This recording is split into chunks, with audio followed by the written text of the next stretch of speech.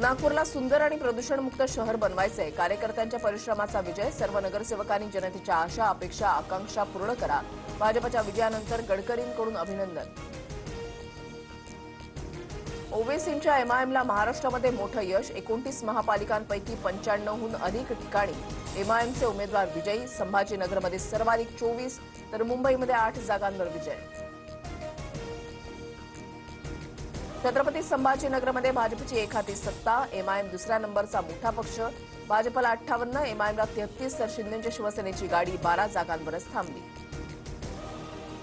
लातूरमध्ये विलासराव देशमुखांबाबतचं विधान भाजपला भोवलं. काँग्रेस आणि वंचितच्या युतीला 47 जागांचं स्पष्ट बहुमत तर भाजपला 22 आणि अजित पवारांच्या राष्ट्रवादीला 1 जागा. चंद्रपूर महापालिकेमध्ये काँग्रेसची सत्ता. चंद्रपूरमध्ये मुनगंटीवार आणि जोरगेवारांच्या भांडणामध्ये कमळ हिरमुसलं. काँग्रेस 13, भाजप 11 तर ठाकरेंच्या शिवसेनेला फक्त 5 जागा.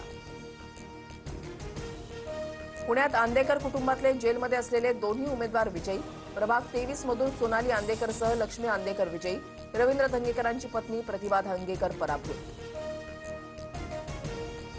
उल्हासनगरमध्ये बहुमताचा आकडा गाठण्यास भाजप आणि शिवसेनेला अपयश. बहुमताचा आकडा 39 असताना दोन्ही पक्षांना प्रत्येकी 37 जागा तर 2 जागा मिळालेली वंचित आघाडी किंगमेकर ठरणार.